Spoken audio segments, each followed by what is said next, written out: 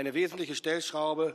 One important factor for improving European defense is non-bureaucratic and faster procurement. We have identified a great deal of leeway for effectively accelerating the processes.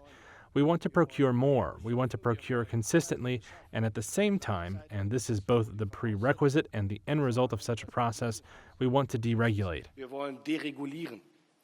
Gemeinsam beschaffen wir günstig. Together we can create more cost effectively. We can train our soldiers on the systems together. There are already some very good examples of this. We can work together very differently on maintenance and servicing and making each other's respective bases available. We can deploy the systems together, so the aim of faster and less bureaucratic procurement has been agreed. Ziel der schnelleren und unbürokratischen. The EU was set up in order to take advantage of the United States. Including Ireland? Is Ireland taking advantage of the U.S.? Of course they are. I can't, I have great respect for Ireland and what they did, and they should have done just what they did. But the United States shouldn't have let it happen. We had stupid leaders. We had leaders that didn't have a clue. Or let's say they weren't business people, but they didn't have a clue what was happening. And all of a sudden, Ireland has, our pharmaceutical companies and other, this beautiful island of 5 million people has got the entire U.S. pharmaceutical industry in its grasp. And you mentioned housing and you mentioned other things. I mean, I have property in Ireland, as you know, and I love it. It does great. But I'd like to see the United States not have been so stupid for so many years, not just with Ireland, with everybody. Down with deportation! Hundreds of protesters rallied outside a New York City courtroom on Wednesday, demanding the release of Columbia University student Mahmoud Khalil. His case has become a flashpoint of the Trump administration's pledge to deport pro-Palestinian college activists. He was arrested by Department of Homeland Security agents outside his university residence in Manhattan on Saturday. U.S. District Judge Jesse Furman had temporarily blocked Khalil's deportation earlier this week. At a hearing on Wednesday, he extended that order to allow himself more time to consider whether the arrest was unconstitutional. Ramzi Qasim, one of Khalil's attorneys, spoke to reporters after the hearing.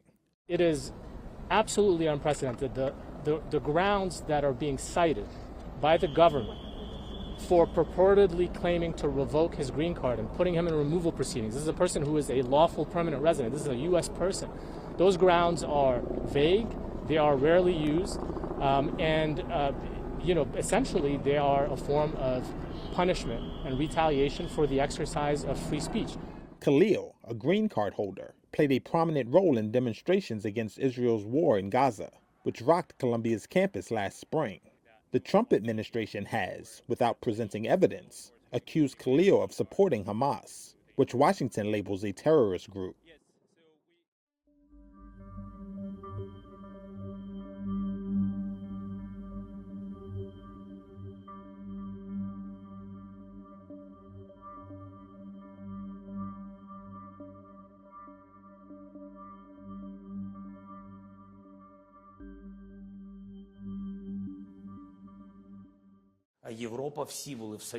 Ukrainian President Volodymyr Zelenskiy on Wednesday said he hoped that if Russia were to accept an immediate ceasefire proposed by the U.S., the two sides could use the 30-day truce to draft a comprehensive peace plan. But so far, Moscow has said it is waiting for more information about the proposal unveiled a day ago. But as far as the Russian reaction to it, that's really the question here. U.S. Secretary of State Marco Rubio said that response to the proposal would say a great deal about Russia's aims. If their response is yes, then we know we've made real progress and there's a real chance of peace. If their response is no, it would be highly unfortunate and it would make their intentions clear. Rubio announced the outlines of the proposal a day ago after more than 8 hours of discussions with Ukrainian officials in Saudi Arabia. Russian President Vladimir Putin has repeatedly said a short-term truce is not the way to end the war. Ukraine has also long said it rejected a short-term ceasefire unless it included the withdrawal of Russian forces from territories seized, warning that Moscow could use a lull in the fighting to reposition its troops for future offensives. Kiev seemed to relent on that front Tuesday in a possible sign of improved ties with Washington after an Oval Office shouting match between Zelensky and President Donald Trump on February 28th. You're gambling with World War III. Trump subsequently cut off military support and the sharing of crucial intelligence. But on Wednesday, he sounded a positive note with reporters. We have to see, it's up to Russia now, but we've had a good relationship with both parties, actually. And his administration said military aid and intelligence sharing with Kiev had resumed. Ukrainian troops this week appeared on the point of losing their hard-won foothold inside Russia's Kursk region. Russia's unprovoked invasion of Ukraine in early 2022 has left hundreds of thousands of dead and injured, displaced millions of people, reduced towns to rubble, and triggered the biggest confrontation between Moscow and the West in 6 decades.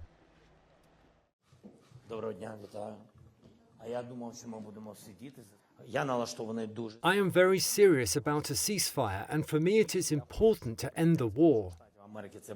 I want the President of the United States to see it. I want Americans to see and feel it. I want Europe and all to be in alliance in order to do everything to force Russia to end this war. Today, everything depends on the fact of whether Russia wants to cease fire or to continue killing people. Today, it fully depends on this country. The United States of America demonstrated its steps and position. Ukraine demonstrated and outlined its positions in a very direct way, without any reservations. And Russia will have to answer to that.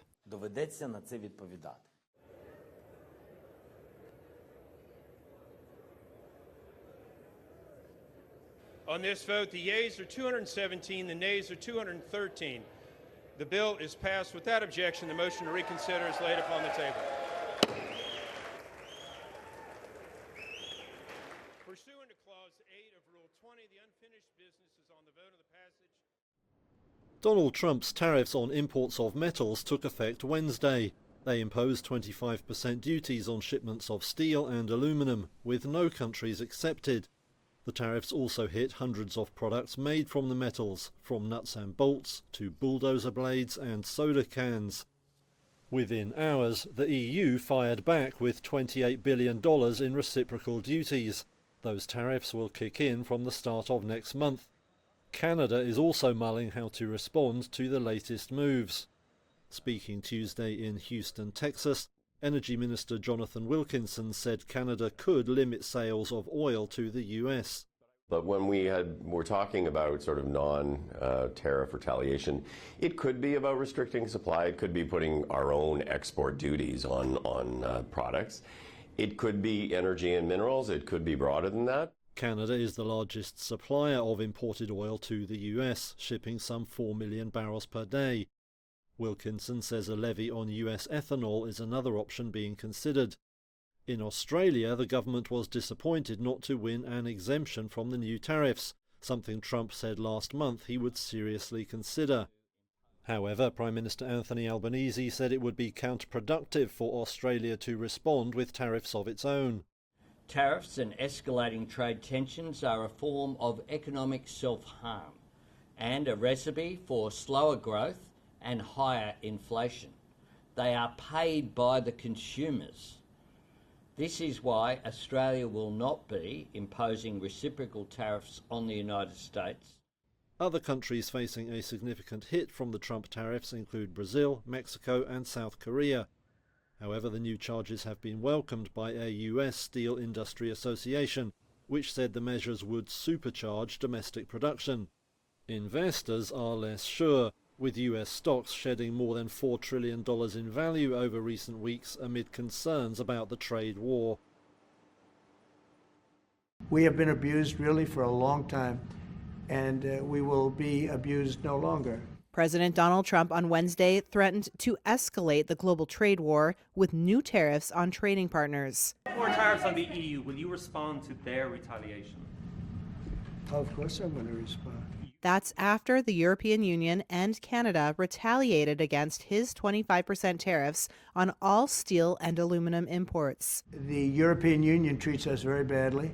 During a meeting with the Prime Minister of Ireland, Trump said it was among the countries abusing the United States. The EU was set up in order to take advantage of the United States. Including Ireland? Is Ireland taking advantage of the US? Of course they are. Canada, the biggest foreign supplier of steel and aluminum to the United States, announced its retaliatory tariffs on billions of dollars of U.S. products starting Thursday.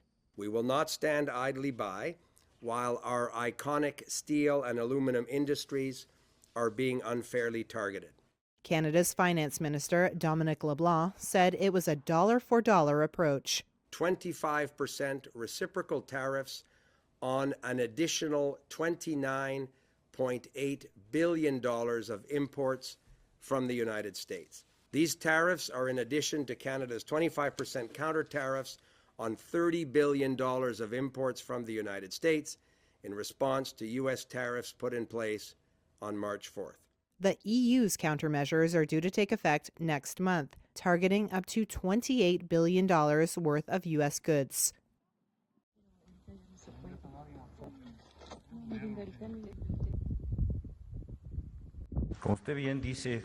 Before determining whether the Attorney General's office can or cannot take on this matter, what we're going to do is establish a full investigation into the history of this case. In other words, it is not credible that a situation of this nature would not have been known by the local authorities of that municipality and the state. The discovery was made by a citizen group. There had already been a series of operations in the vicinity. It was frankly a known issue, so we have to provide a very precise report on what the background is, who was protecting that area, who were the owners of those properties. The U.S. Department of Education said on Tuesday it would lay off nearly half its staff, a possible first step towards a total shutdown. Nobody shows up to work because... The move comes as government agencies scramble to meet President Donald Trump's Thursday deadline to submit plans for a second round of mass layoffs. The terminations are part of what the department called in a press release its, quote, final mission, alluding to Trump's vow to eliminate the department. President Trump understands that we'll be working with Congress. Asked on Fox News whether the firings would lead to the department's dismantling, Secretary of Education Linda McMahon said yes, adding that doing so, quote, was the president's mandate. The Department of Education oversees $1.6 trillion in college loans, enforces civil rights laws in schools, and provides federal funding for needy districts. The department said affected employees will be placed on administrative leave starting on March 21st. Meanwhile, the union representing more than 2,800 department workers there vowed to fight what it called the draconian cuts. The layoffs are the latest step in Trump's sweeping effort to downsize the government.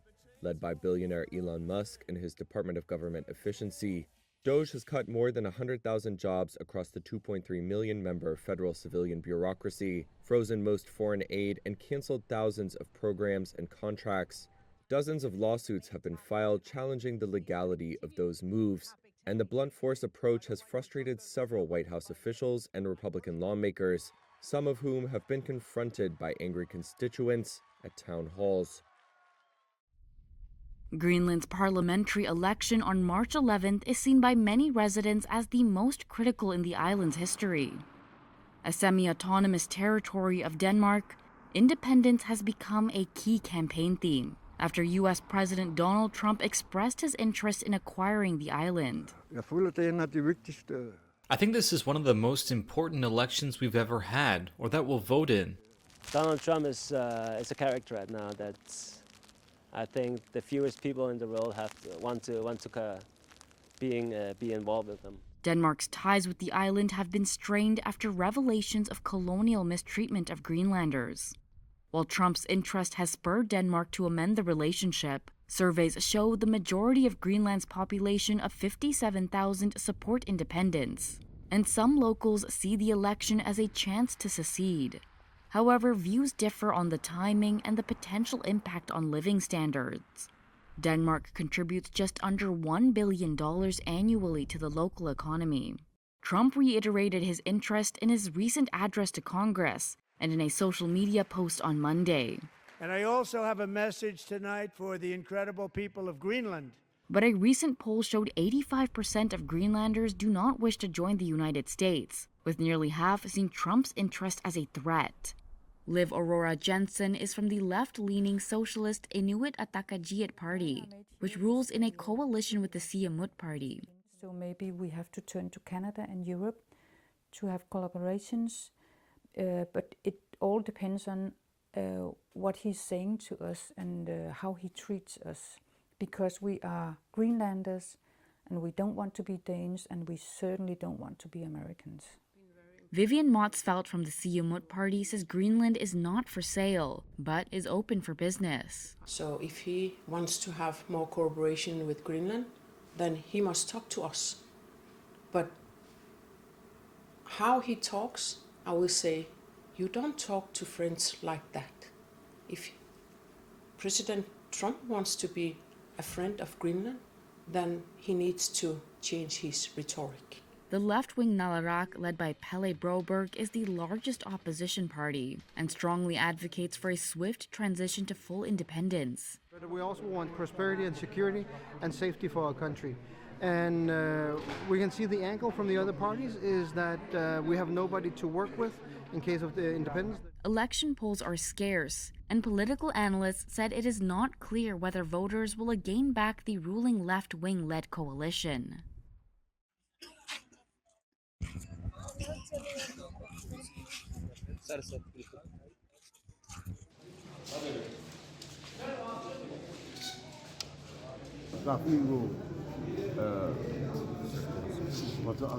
People were attacked, and the attack has caused a lot of harm to the passengers. Passengers were injured, and some passengers died.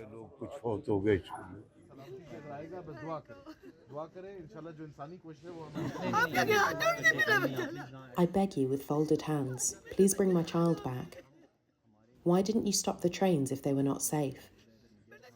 If you had stopped the train and there were no tickets, we would have known the train would not depart.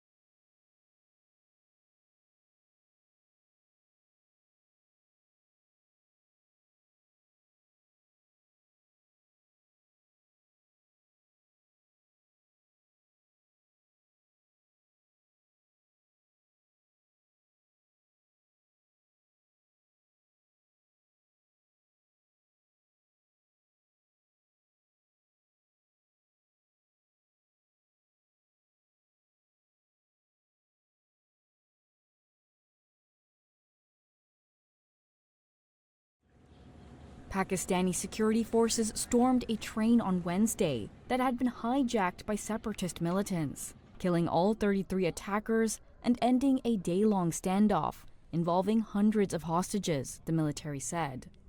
The Baloch Liberation Army, or BLA, blew up a railway track and opened fire on the train as it was traveling through southwestern Pakistan. It was carrying over 400 passengers. Some passengers released by militants reunited with their families in Quetta earlier on Wednesday. A military spokesperson said 21 hostages and 4 security troops were killed over the course of the standoff. The BLA said before the army announcement that it had killed 50 passengers. The group had threatened to start executing hostages unless authorities met a 48-hour deadline for the release of political prisoners, activists, and missing people it says had been abducted by the military. The BLA is the largest of several ethnic armed groups battling the government in Balochistan. In recent months, militants increased activities to inflict high death and injury tolls and target Pakistan's military.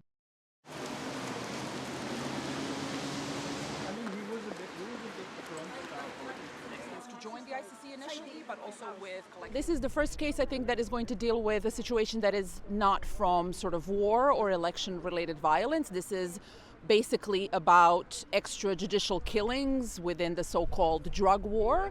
So it's basically about a president ordering its forces to sort of clean up the streets from alleged narco-traffickers, which led to thousands of civilian deaths. So I think it's also in that sense special, and of course it's the first case that relates to Asia that is leading to a trial. So in many ways it's really a first. I assume there's going to be legal challenges about him being transferred because of course the Philippines left the ICC, I think in 2019. So I can imagine that's going to be the first sort of the first hurdle, but then it's going to be months and months of pre-trial, sort of processes. So I don't imagine that we're going to see a trial actually start before probably something like next year. Actually, our clients, the victim survivors, they're very thankful to God because they say this is really an answered prayer. They did not really expect that justice can still be served to a powerful man such as Rodrigo Duterte. So they're very thankful.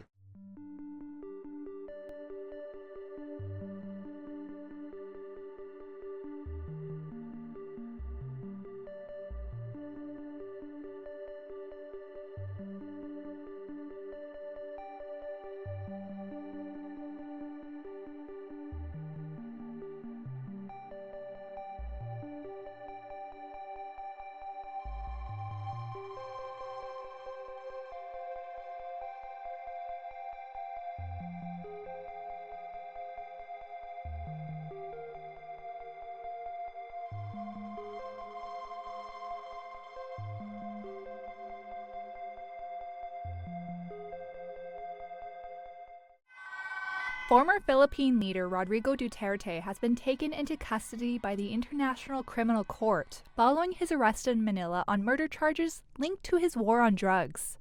That's according to a statement from the court, or ICC, on Wednesday.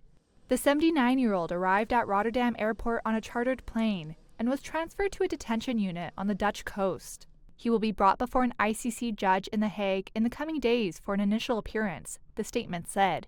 The court's warrant for his arrest alleges that, as president, Duterte created, funded, and armed death squads that carried out murders of purported drug users and dealers. Duterte's war on drugs was a signature of his presidency, which lasted from 2016 to 2022. The anti-drugs crackdown killed thousands and drew condemnation from around the world. He could become the first Asian former head of state to go on trial at the ICC. Supporters and protesters gathered outside the court. Want him to be jailed? We want him to suffer, but he actually is lucky because he is experiencing the due process of law compared to the victims that they were just being shot and killed without any due process. They handed our president to foreigners. It's so shame. It's a shame. What they did was shameful. They brought shame to our country. In Manila, the remains of more than a dozen victims of extrajudicial killings were laid to rest Wednesday, part of a non-governmental organization's program aimed at helping impoverished victims find a resting place for their slain relatives. The 44-year-old son of Josephine Camendo, who was killed in 2016, was among the remains interred. The justice that we want for those who have died is slowly moving forward, she said. The region called the Thousand Islands straddles the U.S.-Canada border where the St. Lawrence River runs between the two countries. It draws sightseers from both sides who ride riverboats between the picturesque and castle-like island mansions. But U.S. President Donald Trump's sharp trade measures and hostile words toward Canada are starting to sour Canadian tourists on American destinations. What we've noticed is a lot of our potential visitors, particularly on the Canadian side, they're quite angry. They're quite hurt by what they see as policy and rhetoric that is attacking. Corey Fram is the director of the Thousand Islands International Tourism Council and says the change in tone is taking a toll. From what I'm hearing, and I've talked to travel professionals from the Canadian side, from the Atlantic to the Pacific this week, what they're hearing from their audiences, whether those are readers or whether those are bus tour passengers, is that some of their folks are telling them they're going to vote with their dollars and they're not going to come visit the United States. Canada and the U.S. have long shared the world's longest peaceful border between any two countries. The two flags could fly side by side. But now Fram says he has had to adjust his marketing. So what we have done is kind of pivoted to New York landmarks being shown to New York audiences, Canadian landmarks being shown to Canadian target audiences. Some Canadians say they've canceled planned trips to the U.S., preferring other destinations instead. I was planning a trip to LA to see a friend. However, we decided to go to Mexico instead. Zena Oakhill from Calgary spoke to Reuters from Cancun, Mexico. She flew south with her husband after canceling a road trip to Los Angeles. The constant jokes about annexing Canada, Canada being the 51st state, and that coming from the mouth of very high-level political leaders, just put a very sour taste in my mouth. Travelers seem to be responding with their wallets. Flight data tracking firm Forward Keys reported new bookings to the United States from Canada have declined about 20% since February 1st, compared with the year-ago period. In hotels in states that are closest to the border, we've seen a decline in room demand basically since the inauguration. Jan Freitag is with the data analytics firm CoStar and says Saturday night hotel bookings in border towns such as Niagara Falls and Bellingham, Washington have dropped. United Airlines CEO Scott Kirby said on Tuesday the company has adjusted its capacity due to a drop in incoming traffic from Canada. We have not seen a significant drop in business yet, only because it's hard to quantify. Fram told Reuters his tourist season doesn't begin in earnest until the spring. But with our core season really picking up around Victoria Day weekend in May, that's when we might start to actually see cancellations. Today we made an offer that the Ukrainians have accepted, which is to enter into a ceasefire and into immediate negotiations to end this conflict in a way that's enduring and sustainable and accounts for their interests, their security, their ability to prosper as a nation. I want to personally thank, we both want to thank the Kingdom of Saudi Arabia, His Majesty, for hosting us, for making this possible. They've been instrumental in this process, and we're very grateful to them for hosting us here today. And hopefully we'll take this offer now to the Russians. And we hope that they'll say yes to peace. The ball's now in their court. And but again, the president's objective here is, number one, above everything else, he wants the war to end. And I think today Ukraine has taken a concrete step in that regard. We hope the Russians will reciprocate. I think as a result of this positive step forward, the president has decided to lift the pause on aid and on our security assistance to Ukraine going forward. And that's effective immediately. Ukraine on Tuesday agreed to accept a U.S. proposal for an immediate 30-day ceasefire in the conflict with Russia. U.S. Secretary of State Marco Rubio announced the agreement after more than 8 hours of talks between Ukrainian and U.S. officials in Jeddah, Saudi Arabia. Today we made an offer that the Ukrainians have accepted, which is to enter into a ceasefire and into immediate negotiations to end this conflict in a way that's enduring and sustainable and accounts for their interests, their security, their ability to prosper as a nation. Rubio said he would now take the offer to Moscow. And we hope that they'll say yes to peace. The ball's now in their court. The development comes after a stunning Oval Office shouting match between the presidents of the two countries. You're gambling with World War III. The rift had immediate repercussions for Ukraine. President Donald Trump canceled military support and ended crucial intelligence sharing. But as part of accepting the proposed ceasefire, National Security Advisor Mike Waltz said Washington will resume sharing aid and intelligence with Kyiv. And that's effective immediately. Outside the White House, Trump said there would be a U.S. meeting with Russia to discuss the ceasefire plan soon. Hopefully President Putin will agree to that also, and we can get this show on the road. I think it's a big difference between the last visit you saw at the Oval Office and this. So that's a total ceasefire. Ukraine has agreed to it, and hopefully Russia will agree to it.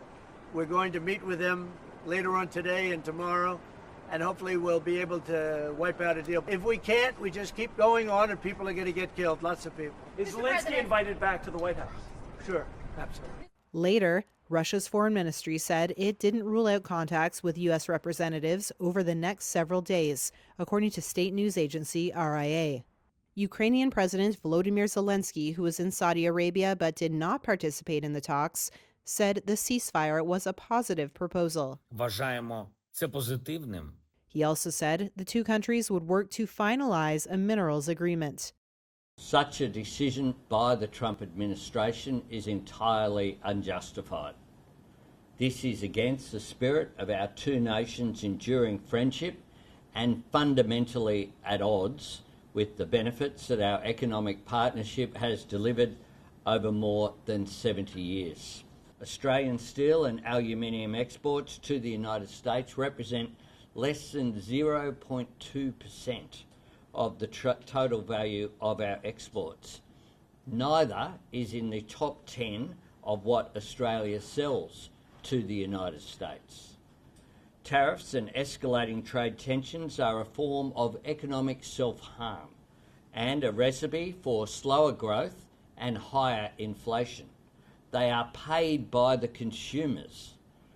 This is why Australia will not be imposing reciprocal tariffs on the United States. Such a course of action would only push up prices for Australian consumers and increase inflation. Portuguese Prime Minister Luís Montenegro's centre-right minority government fell on Tuesday after losing a confidence vote in Parliament. Lawmakers voted 142 to 88 with 0 abstentions against the motion. It comes after only 11 months in office and is likely to trigger an early election, the country's third in just over 3 years.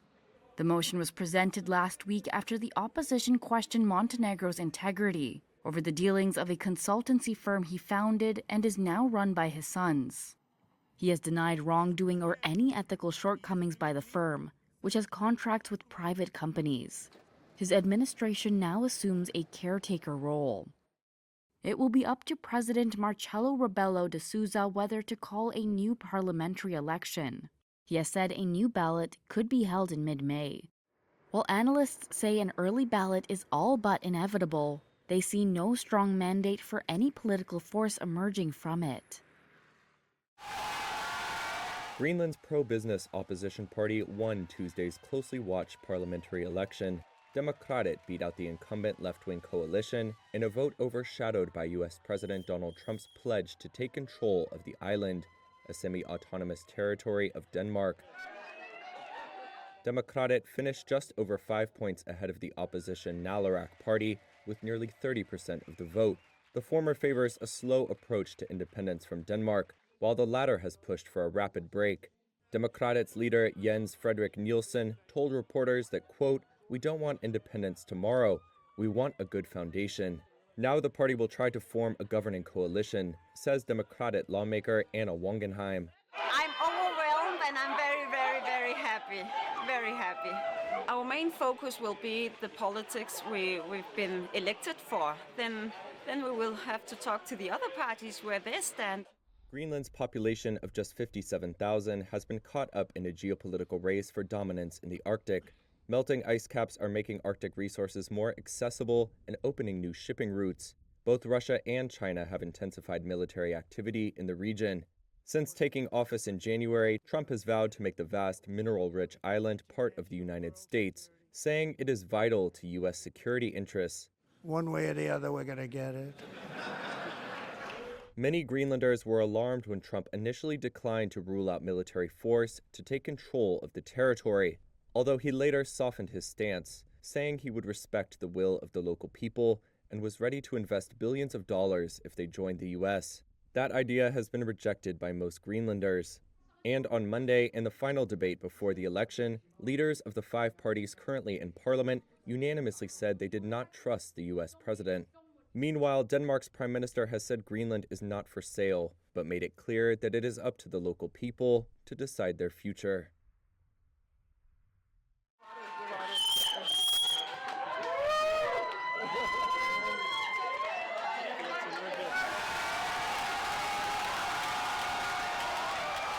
I'm overwhelmed and I'm very happy. Very happy.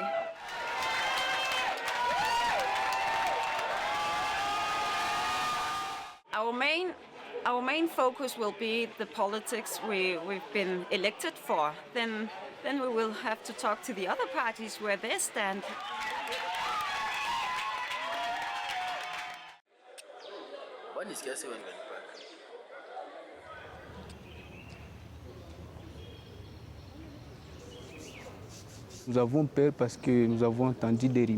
We are afraid because we heard rumors that in Goma, students were kidnapped. Here, we are also afraid. We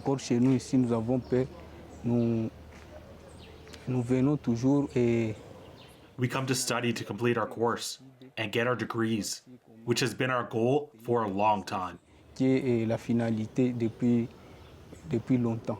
Pendant ces mois ici, nous avons au moins subi assez de choses. During these months, we have endured many strange things. We stayed at home for at least 1 month and 3 weeks. 3 semaines, je dirais, à la maison.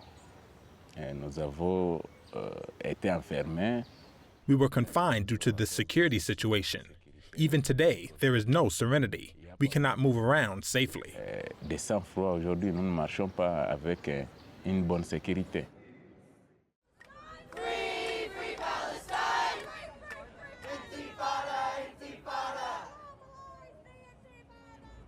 He was harassed, abandoned by the racist institution that was responsible.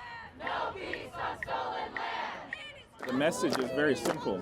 We're not going to be intimidated. We're not going to let them strip us of our First Amendment rights, our Fifth Amendment rights, or our 14th Amendment rights. We have been met with a kind of unprecedented form of punitive crackdown by the NYU administration, who is now sort of rolling out the red carpet for the Trump administration.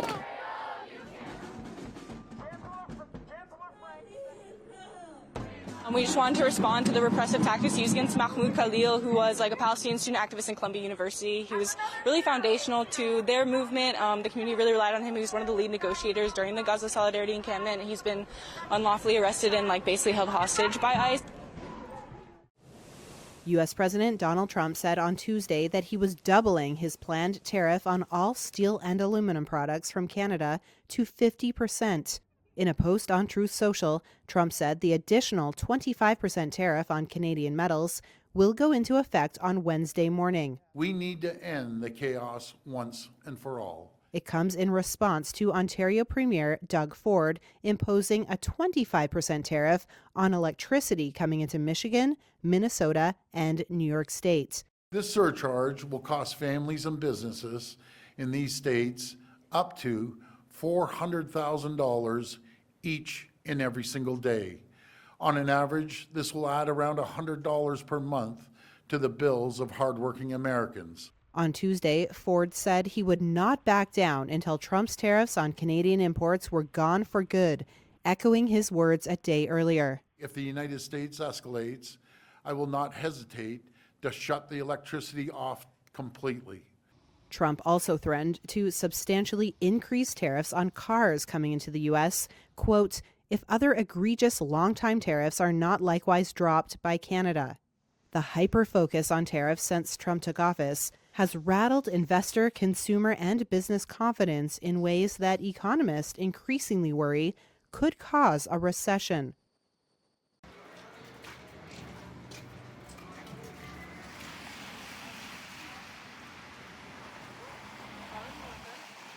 We were just very disappointed, because we thought the Americans were our friends.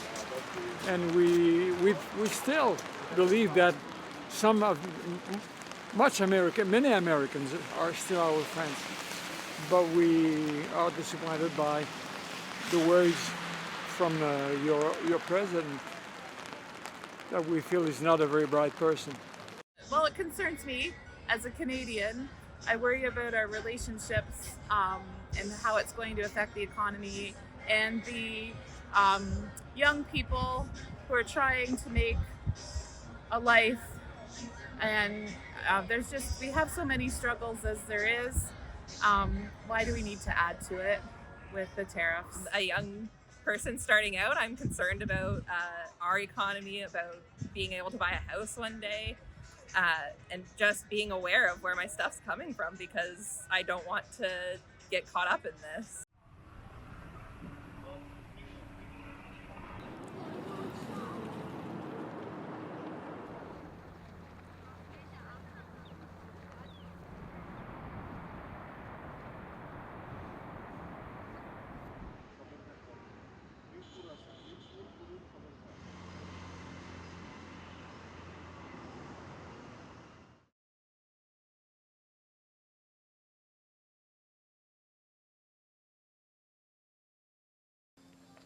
Palestinians in Gaza have weathered a year and a half of war and are used to making do without electricity. But a decision by the Israeli government to cut the supply of electricity, including to a crucial water treatment plant, has sparked fresh warnings of a dire health crisis. Ahmed Al-Rubai manages the water desalination plant in Deir el-Balah. The power cut has forced the plant to turn to fuel generators to keep operating. But fuel must be brought in through crossings, and crossings are controlled by Israel. With the closure of the crossings and the shortage of fuel supplies, we currently cannot predict how long we can operate on generators. If the closure of crossings continues, the situation threatens to become a catastrophe. He said daily clean water output has plummeted from 18,000 cubic meters to just 2,000 cubic meters, a drop of 80%. That means civilians may turn to contaminated water. Tariq Shaheen is the director of the Deir el-Balah municipality. This threatens the spread of intestinal or skin diseases and reduced hygiene among citizens. Therefore, we expect that if the closure continues, God forbid, an environmental and health disaster will occur. The war was triggered by a Hamas-led cross-border attack on southern Israel in October 2023 that killed 1,200 people and saw 251 taken hostage, according to Israeli tallies. Israel's retaliation has killed more than 48,000 Palestinians, according to Gaza health officials, left most of its people destitute, and razed much of the territory to the ground. Israel's energy minister instructed the state power company to cut sales of electricity to Gaza, which he described as a means of pressuring Hamas to free hostages. The first phase of a ceasefire that expired last week saw the release of some Israeli captives, or their bodies, in exchange for thousands of Palestinians held in Israeli jails. It's unclear whether the sides will proceed to a second phase. What is the crime that I committed? The Philippines' firebrand former leader Rodrigo Duterte was arrested upon his arrival at Manila's main airport on Tuesday. That was at the request of the International Criminal Court and confirmed by the office of President Ferdinand Marcos Jr. It's a major step in the court's investigation into thousands of alleged extrajudicial killings during Duterte's presidency-defining war on drugs. Now, the legal basis for my being here. Duterte questioned the reason for his arrest in an Instagram video posted by his daughter Veronica from his custody at a Manila airbase. Duterte's drug war was a campaign promise that swept the maverick crime-busting mayor to presidential power in 2016. Reuters captured graphic footage at the time of the violence. According to police, 6,200 suspects were killed during anti-drug operations, but activists say the real death toll of the crackdown was far greater. Police deny any involvement in those killings and reject allegations from rights groups of systematic executions and cover-ups. Duterte has repeatedly defended the crackdown and denied ordering the murder of drug suspects, saying he instructed police to kill only in self-defense. On Tuesday, some of his supporters rallied outside the airbase where he was held. Reuters spoke to Rose, a supporter of Duterte's, at the airport. Duterte is old, and he did not deserve what they did to him. What he did was for the Philippines. The time that he was the president was peaceful. There was less crime and there was order when he was in power. He did not deserve this treatment. Duterte's ally and former legal counsel, Salvador Pinello, said the arrest was unlawful and police had denied legal representation. Human Rights Watch called the arrest a critical step for accountability in the Philippines and said authorities should swiftly hand Duterte over to the ICC.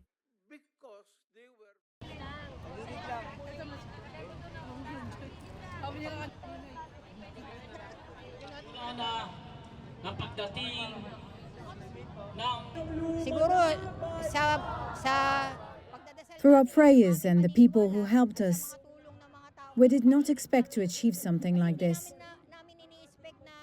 To see a president, someone like Duterte, receive a warrant of arrest.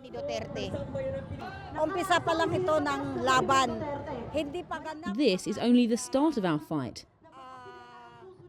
Our justice has not yet been achieved because there's still a lot of things that will happen. But we will not stop fighting.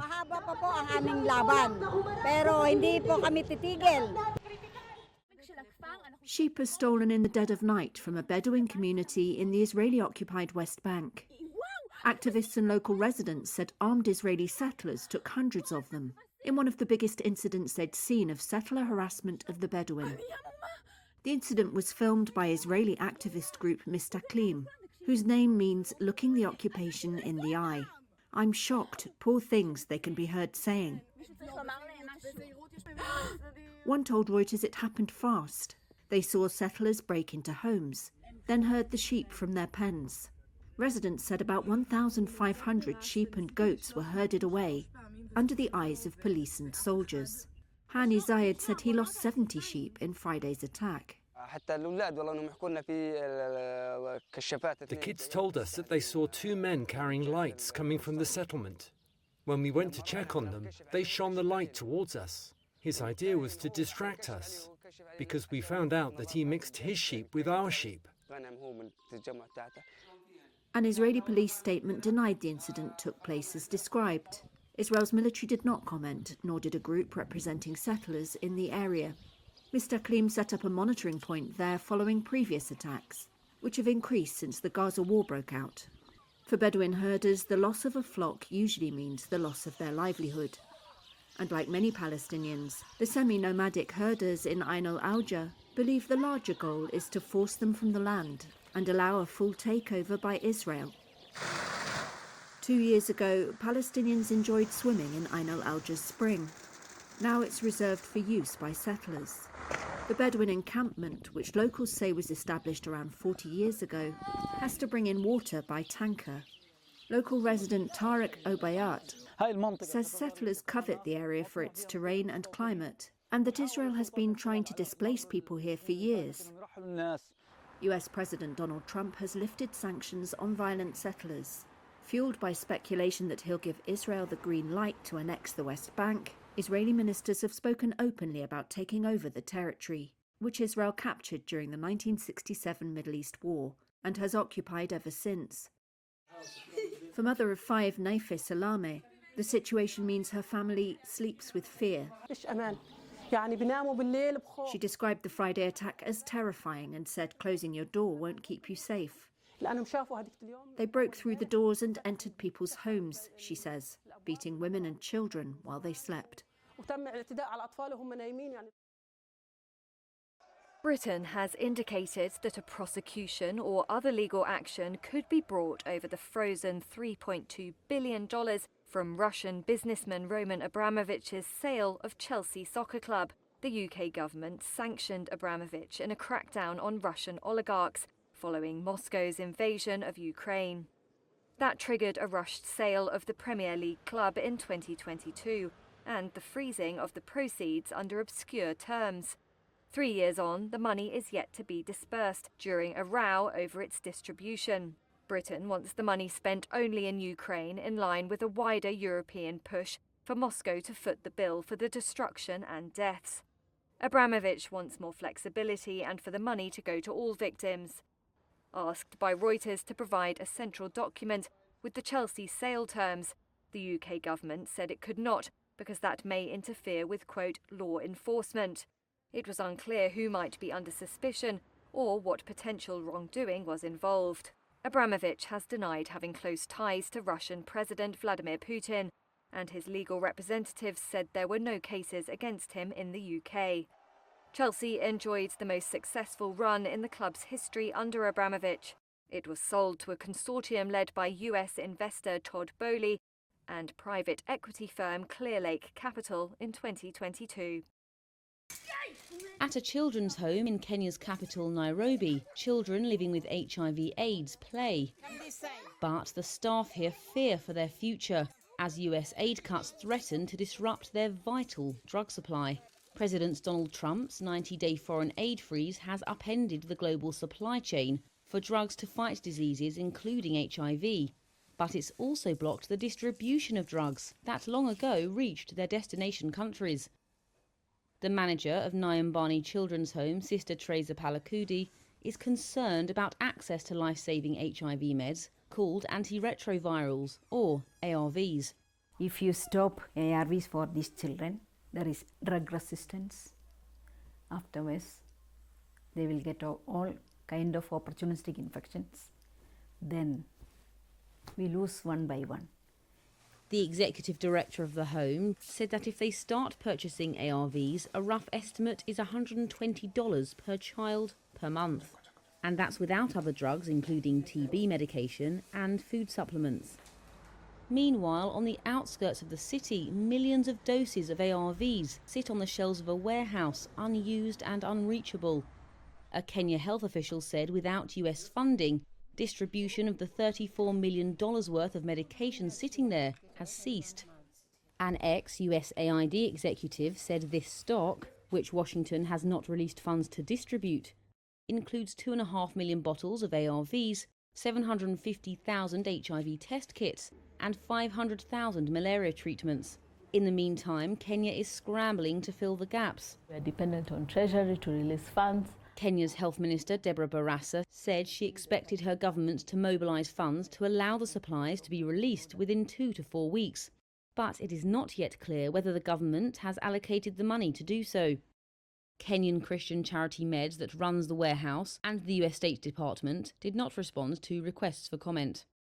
It starts with the most famous football club in the world, 1 billion followers globally. And it starts with the idea of making something which is so intense, it brings you close to the pitch.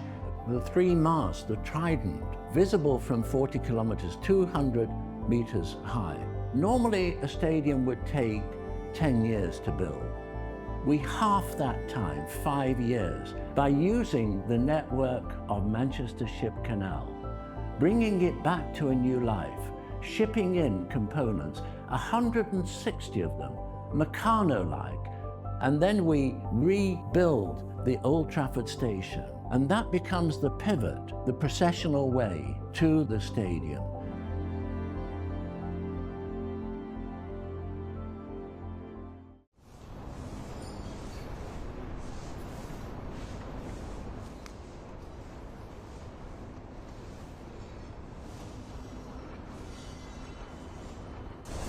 There was a strong explosion, I think around 5 in the morning, or maybe a bit later. It was very loud. Everyone got up to see what happened. We heard that many more drones were flying to the centre of Moscow, about 6 or 7 of them, getting further and further. After that, we saw that a window in our kitchen was broken. I heard a loud roaring and then a bang. It was very loud. I did not see it from that side, but from this one. I can't tell where it all fell, but the bang was so strong that I jumped off my sofa.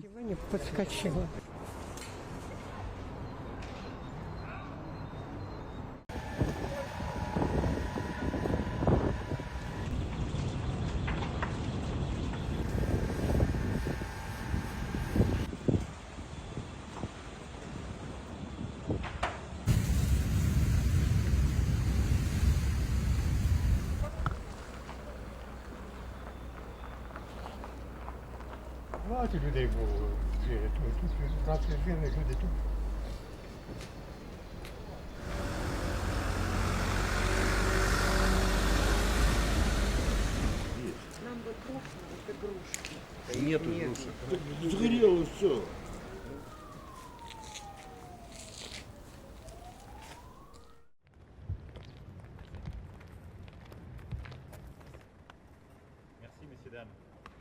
Depuis 3 ans, votre pays subit de plein fouet. For 3 years, your country has been suffering the full human and economic consequences of the Russian war of aggression against Ukraine. Moldova, whose airspace is regularly violated by Russian drones and missiles, also has to contend with increasingly uninhibited Russian attempts at destabilization, targeting your country's democratic institutions in particular. We have decided to further strengthen our cooperation to increase Moldova's resilience to foreign interference. Moldova has learned firsthand that Russia breaks every promise. It pledged to withdraw its illegal troops from our territory by 2002. Never did. It cut off gas, violating its own supply contract. It imposes embargoes on Moldovan produce, ignoring trade agreements. It interfered in our elections, flouting basic bilateral principles. These aren't isolated acts. They are tools of a modern imperialism that seeks to keep nations in its grip. It's common to see people gather around to listen to Islamic clerics during the holy month of Ramadan in Indonesia. But this isn't a sermon. It's a forum to talk about inflation. Ramadan sees surges in demand for food as people prepare feasts for after the sun sets. There's also a spike in demand for clothes for the Eid al-Fitr festival at the end of the month. All that rush to buy can spark price hikes, and businesses sometimes hike prices in anticipation too. The remote town of Majalengka is no different. Central bank officials were leading the sermon, part of Bank Indonesia's strategy to have clerics preach against Ramadan overconsumption.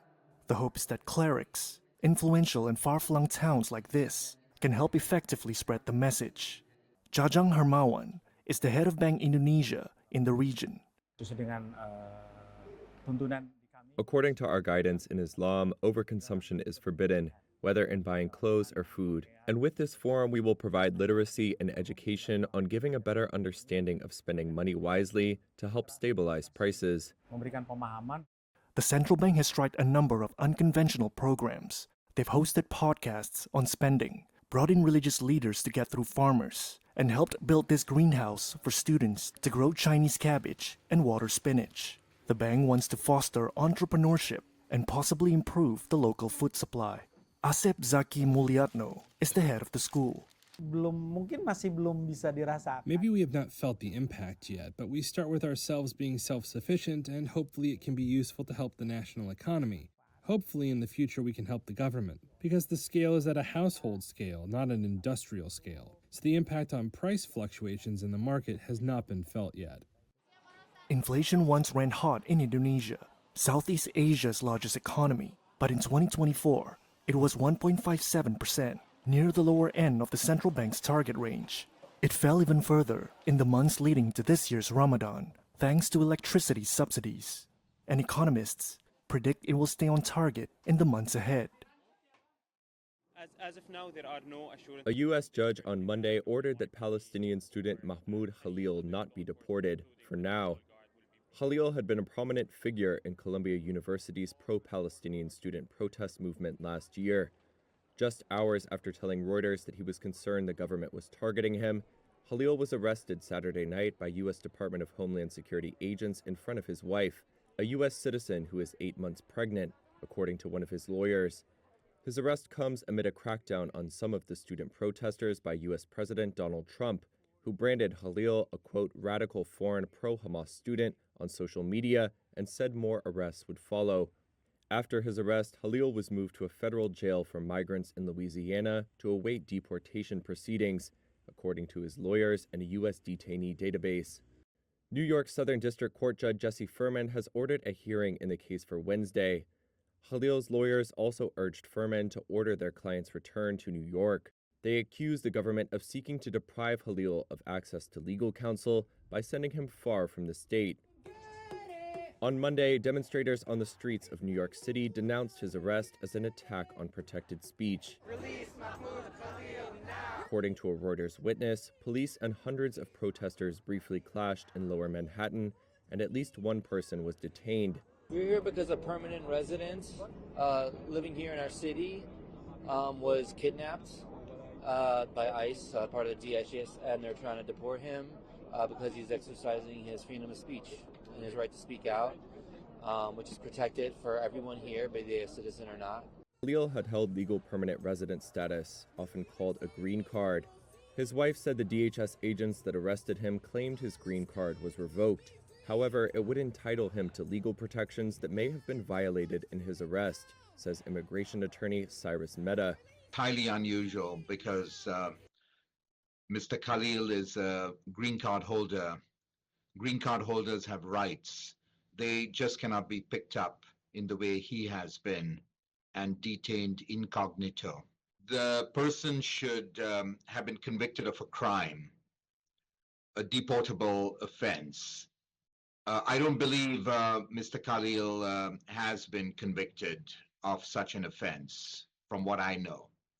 You could also initiate deportation proceedings if a green card holder has provided material support to terrorist organization, which is what the Trump administration has been alleging. Mehta added that in such cases, the government has a high burden of proof, and that involvement in protests for Palestinian rights would not typically constitute material support to terrorism. the Trump administration has not said whether Khalil has been accused of or charged with a crime.